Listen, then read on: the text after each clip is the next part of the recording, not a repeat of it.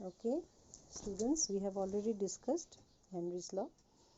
So you have seen that Henry's law states that when we apply pressure over a gas, and the gas should be over a liquid, then the solubility of the gas will be more and more as we keep on increasing the pressure. And the measure of the solubility is in terms of mole fraction. So we know that P is directly proportional to chi. Now I have sent you earlier the application of Henry's law, which you must have seen. The first application was to increase the solubility of carbon dioxide in soft drinks and soda water. The bottle is sealed under high pressure. Now we have seen that many of us, we are very much fond of these soft drinks, Coca-Cola, Pepsi, all those. And the moment we open the bottle, we get a fizz. Now what is this fizz and why is this fizz? You see, when these bottles are packed, carbon dioxide is dissolved at very high pressure in the bottles. And the moment we open the lid of the bottle, that means we are releasing the pressure is reduced. So the dissolved carbon dioxide, they cannot remain longer there anymore in the dissolved form, and they tend to come out with a fizz. So that is one of the applications. Now some of you may be asking what is the need of dissolving carbon dioxide in the soft drinks and soda water? One of the reasons is carbon dioxide is an acidic oxide. So when it dissolves in soft drinks, it forms carbonic acid, which gives little sour taste to the drink. Secondly, when this carbon dioxide is expelled out, there is a change of state. Carbon dioxide, when it is dissolved in the liquid, it is in the liquid form, and the moment it comes out as a fizz, it changes its state from liquid to gas. And you know, conversion of one state to the other, liquid when changes to gas, it is an endothermic process. So carbon dioxide will take away the heat energy from the drink, and the drink will get cooled. It will produce more chilling effect. And cold drinks we take during summer, so more cold it is, better we like it. Of course, not during this corona time. The second point, you see, at higher altitude, the partial pressure of oxygen is less than that of the ground level. This leads to low concentration of oxygen in the blood and tissues of the people living at higher altitude or mountains. Low blood oxygen makes climbers weak and unable to think clearly, and this is a medical condition called anoxia. This question may be asked, what is anoxia? So to explain this, I have a small note for you. You can see this part. A person is, you can see this is Earth's surface. This is Earth's surface, and this is the atmosphere. Okay, so if a person is somewhere here, this person is experiencing a pressure only due to atmospheric air, and due to this pressure, some amount of gases whichever present in the atmosphere will dissolve in our blood. Now when a person is climbing high in a mountain, as you can see here, I have labeled this as a mountain. The person has gone to the mountain tip, and you can see the height of that air column decreases, and pressure due to this also decreases, because you know pressure is H rho G. In other words, pressure is directly proportional to the height.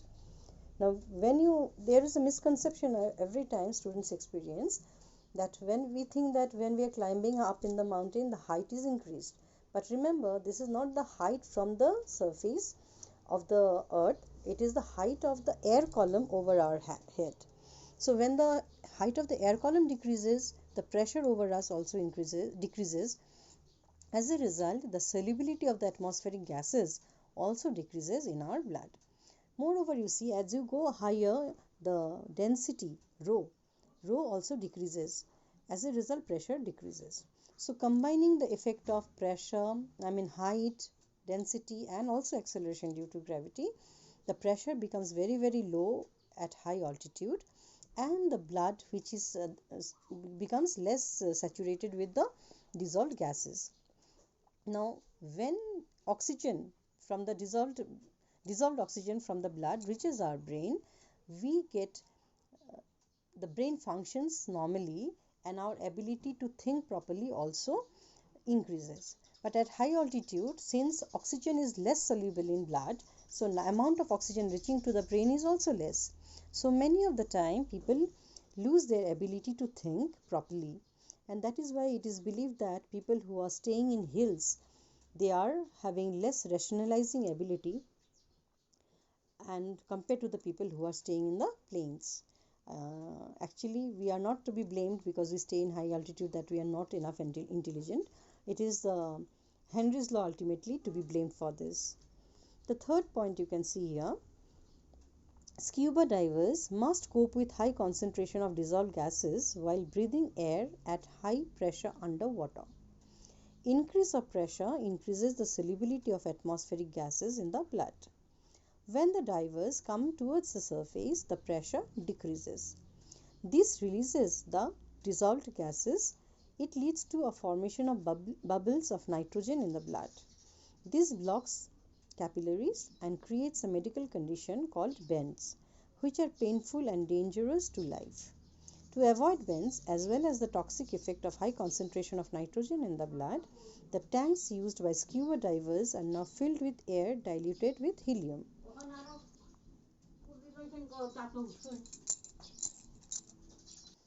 So you see, when scuba divers, they dive in the sea, they carry gas cylinder with them. Earlier, what used to be there, the gas cylinder used to contain only oxygen and nitrogen. Now you can see here the KH values of nitrogen and oxygen. You see nitrogen at 293 Kelvin, the value is 76.48. Whereas for oxygen it is 34.86. So we know that higher the KH value, less is the solubility. So nitrogen is less soluble in blood compared to oxygen. So when the diver is coming up to the surface, it is nitrogen will first get undissolved. And you can imagine when you open the soft drink bottles, how fast the bubbles tend to come out because of the undissolved gases. So similar situation occurs when the scuba divers come to the water level, the earth's surface, and the undissolved gases, they tend to come out with the force and they form bubbles and the flow of blood gets disturbed. And these bubbles, they block the capillaries and it's a very, very painful situation.